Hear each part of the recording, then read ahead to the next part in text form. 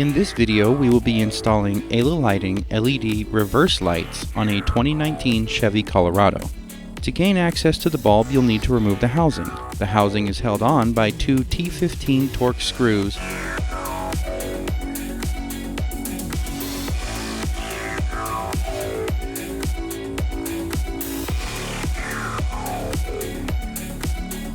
and two knobs. With the housing out, you can now access the bulbs. The reverse light is the one in the middle. Turn the socket counterclockwise to loosen it and remove it from the housing.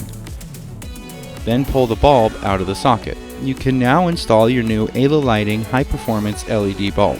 Push the new bulb into the socket, line up the tabs with the holes on the housing, then insert the bulb into the housing and turn clockwise to lock it into place. To reattach the housing, line up the two knobs and push it into place. Then replace the screws.